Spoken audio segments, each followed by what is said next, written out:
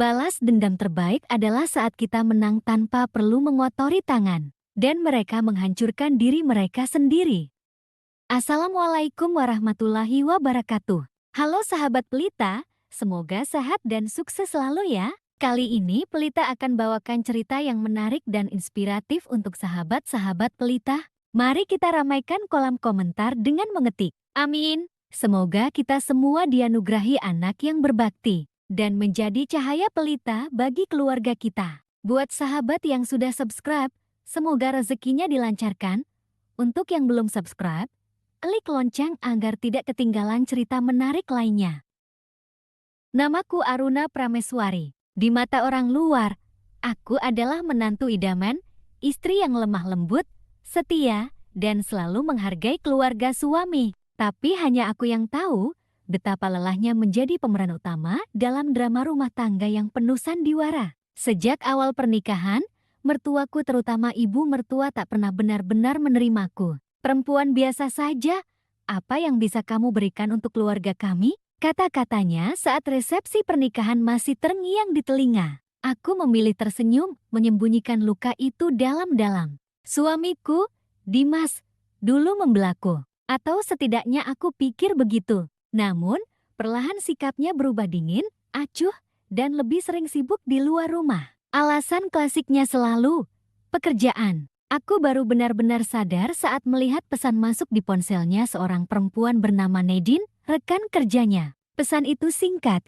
tapi menusuk. Sayang, nanti malam kita di tempat biasa. Yah, jantungku berdetak cepat, tapi aku tak meledak. Aku tidak mau memberinya kepuasan melihatku hancur. Sebaliknya, aku menyimpan setiap bukti, setiap pesan, setiap foto. Hari-hariku berjalan seperti biasa di mata mereka. Aku masih menyajikan kopi untuk mertua setiap pagi, masih memasak makan malam untuk Dimas, dan tetap menyapa Nadine dengan ramah setiap kali ia datang ke kantor keluarga kami. Tapi di balik itu semua, aku merancang rencana bukan untuk menghancurkan mereka dengan amarah, tapi untuk membuat mereka bertekuk lutut dengan cara yang tak pernah mereka sangka. Aku tahu kekuatanku bukan di teriakan atau air mata. Kekuatanku adalah diam yang menyimpan badai, dan badai itu akan datang dengan sangat elegan. Langkah pertama yang sunyi. Pagi itu, aku duduk di meja makan dengan secangkir teh melati. Dimas bergegas seperti biasa,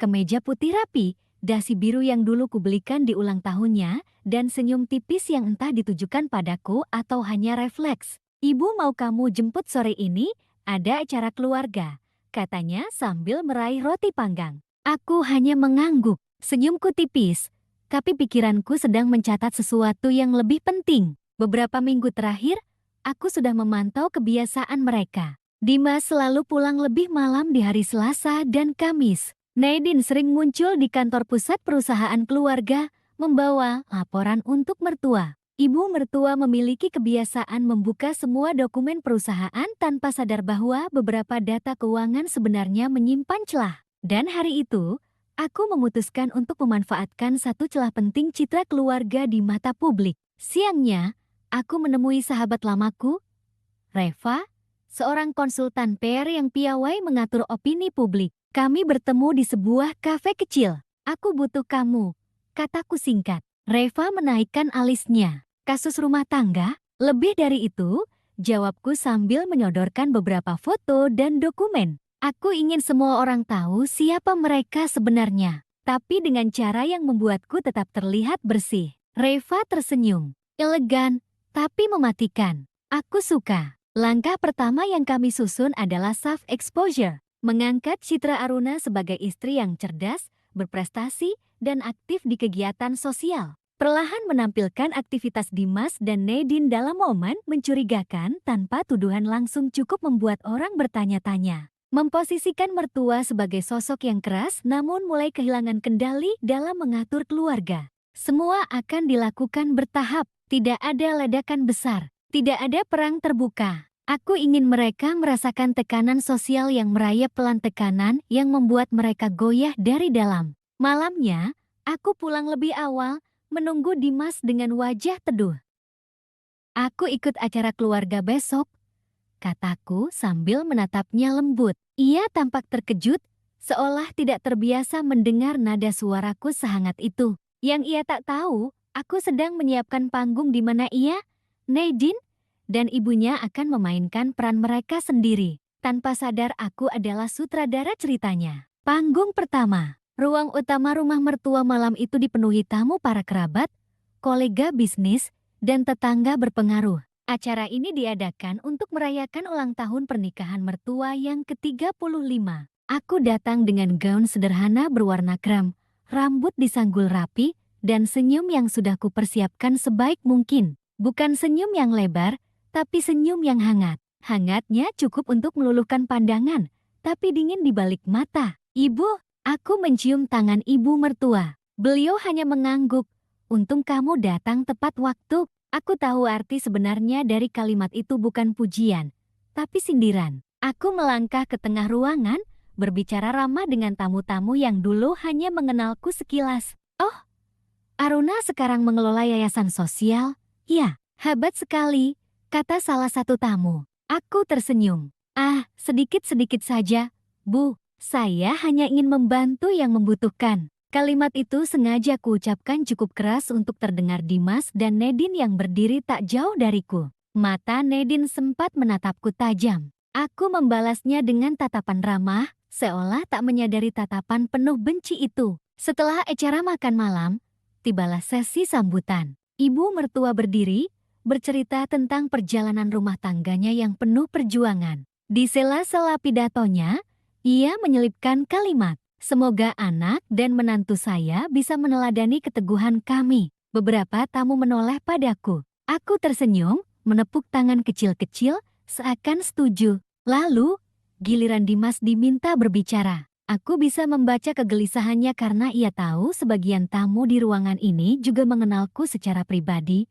dan kabar tentang kedekatannya dengan Nadine mungkin sudah mulai terdengar samar. Saat ia berbicara, aku diam, namun sesekali mencatat reaksi tamu. Beberapa berbisik-bisik, bahkan ada yang melirik ke arah Nadine yang duduk di ujung meja. Momen yang kutunggu datang ketika sesi foto keluarga dimulai. "Ayo, menantu ikut di tengah," kata salah satu paman. Aku melangkah, berdiri di sisi Dimas. Lalu, dengan nada ramah yang terdengar polos, aku berkata cukup keras, "Sayang, geser sedikit, nanti Nadine bisa masuk di sampingmu. Kan kalian sering foto bareng di kantor." Ruangan mendadak senyap sejenak. Beberapa tamu menoleh, sebagian pura-pura tersenyum, tapi matanya menyimpan tanya. Nadine tersedak minumannya, Dimas menegang, dan ibu mertua berusaha mengalihkan topik. Aku tetap tersenyum seolah ucapanku hanya candaan tak disengaja. Tapi aku tahu, bibit gosip baru saja kutanam.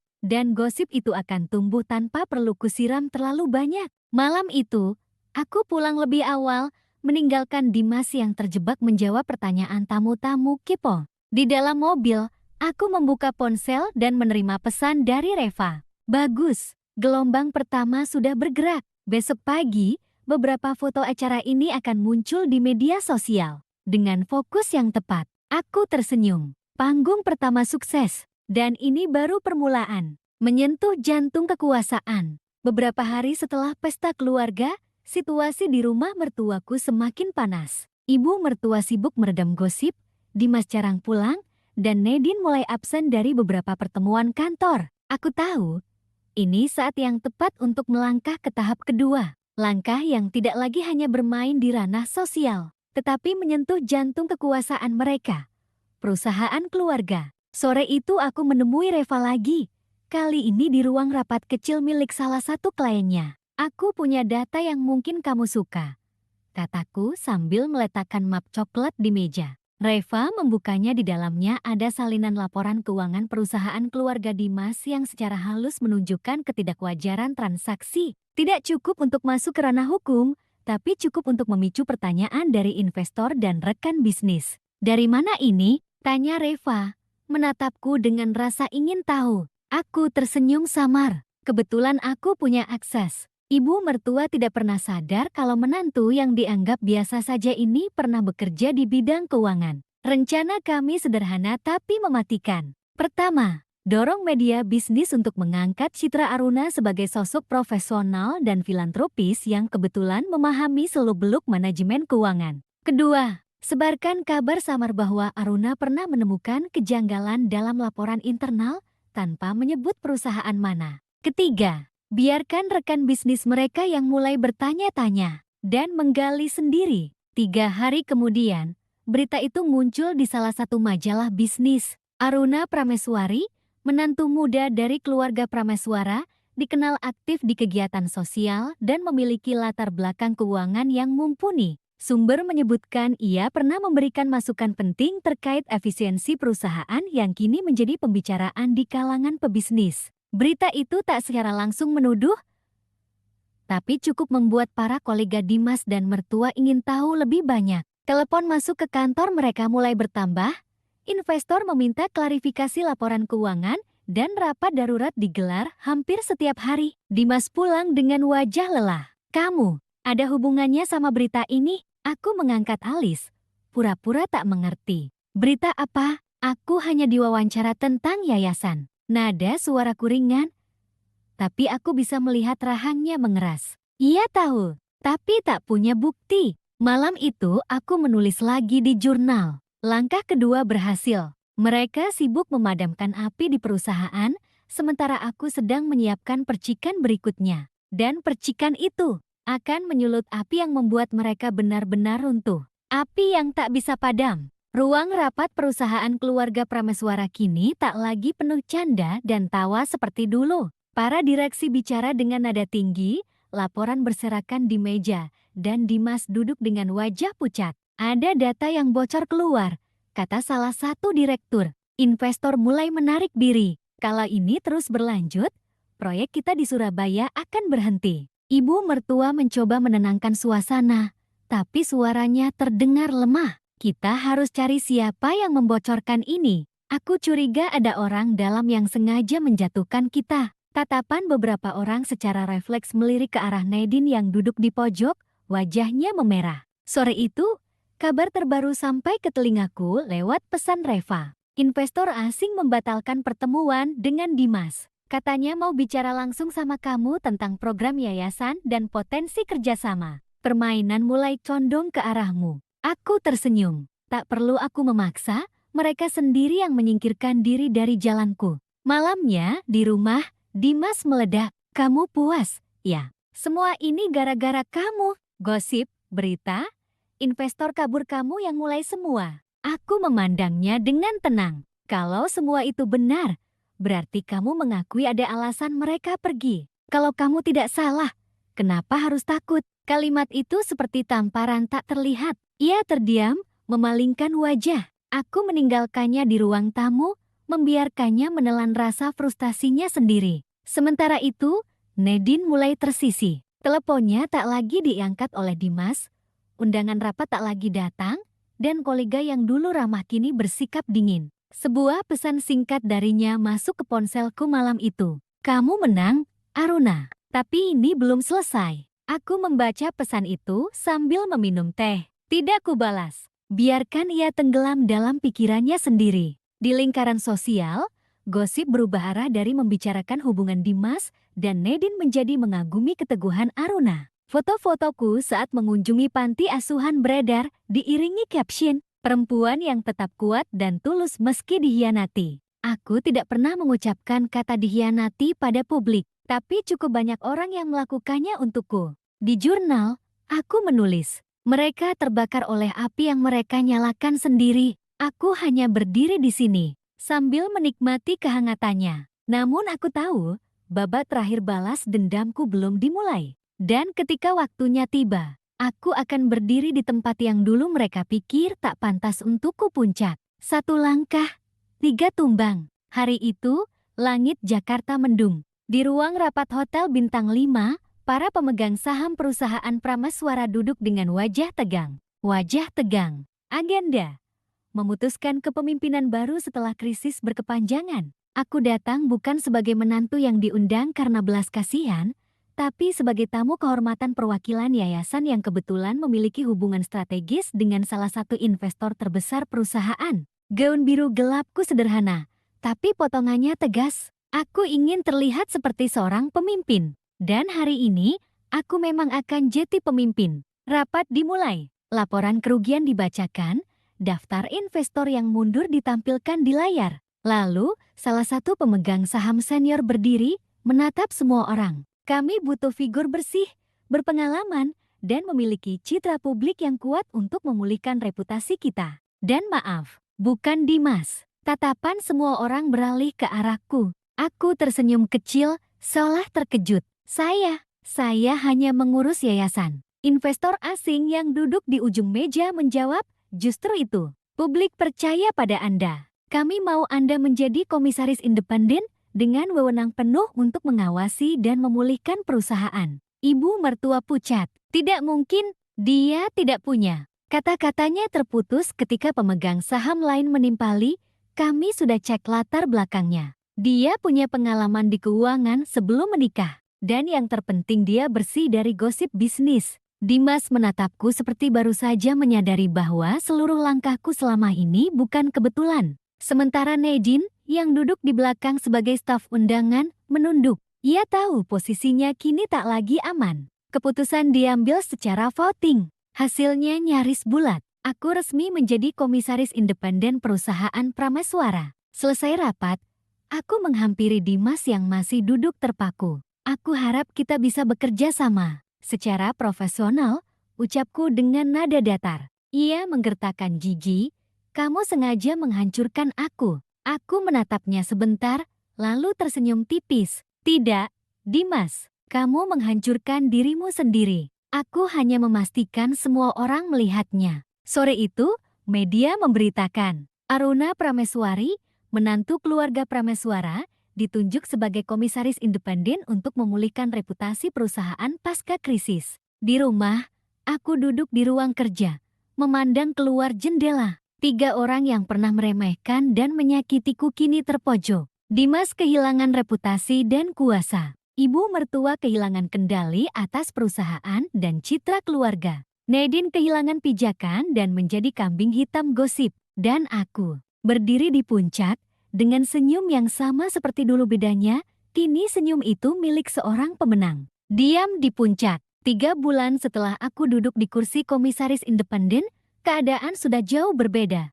Perusahaan Prameswara kembali stabil, citra publik membaik, dan proyek yang sempat terhenti kembali berjalan. Semua itu tentu bukan hanya karena aku, tapi aku pastikan namaku selalu disebut di setiap keberhasilan. Dimas, suamiku atau lebih tepatnya, mantan suamiku akhirnya menandatangani surat cerai tanpa perlawanan. Setelah kehilangan posisi di perusahaan, ia mencoba memulai bisnis sendiri. Sayangnya, tanpa reputasi dan jaringan yang dulu ia miliki, pintu-pintu kerjasama tertutup. Terakhir ku dengar, ia pindah keluar kota, jauh dari sorotan. Ibu mertua, dulu ia berdiri di puncak sosial, kini langkahnya lebih hati-hati. Meski masih memiliki saham, suaranya tak lagi menentukan arah perusahaan. Setiap kali kami bertemu di rapat tahunan, ia memaksakan senyum-senyum yang dulu sering ia gunakan untuk merendahkanku. Aku membalasnya dengan ramah, seperti menantu teladan. Setidaknya di depan orang lain. Nadine, gosip yang dulu samar kini menjadi fakta di kalangan bisnis. Tidak ada yang mau mempekerjakannya lagi di perusahaan besar. Ia pernah mencoba menghubungiku, entah untuk meminta maaf atau memohon bantuan. Tapi aku tak pernah membalas. Beberapa pintu, sekali tertutup, memang tak layak dibuka kembali. Kini aku tidak hanya menjalankan yayasan sosial, tapi juga aktif di beberapa dewan direksi. Namaku bersih, reputasiku mengkilap, dan orang-orang mulai menyebutku sebagai perempuan baja berbalut sutra. Di mata publik, aku adalah simbol keteguhan hati. Di dalam hatiku, aku tahu, aku juga simbol perhitungan yang tak pernah mereka sangka. Malam itu, aku berdiri di balkon apartemen baruku yang menghadap lampu-lampu kota. Angin malam membawa aroma kebebasan dan kemenangan. Aku teringat satu kalimat yang kutulis di jurnal sejak awal rencana ini. Balas dendam terbaik adalah saat kita menang tanpa perlu mengotori tangan. Dan mereka menghancurkan diri mereka sendiri. Dan malam ini, kalimat itu bukan lagi sekadar rencana. Ia telah menjadi kenyataan. Terima kasih sudah mendengarkan cerita dari Pelita. Semoga kisah ini bisa jadi cahaya kecil di hari kamu. Jangan lupa like, share, dan subscribe supaya kamu nggak ketinggalan cerita berikutnya. Sampai jumpa di kisah selanjutnya. Tetaplah bersama Pelita, karena setiap cerita butuh cahaya.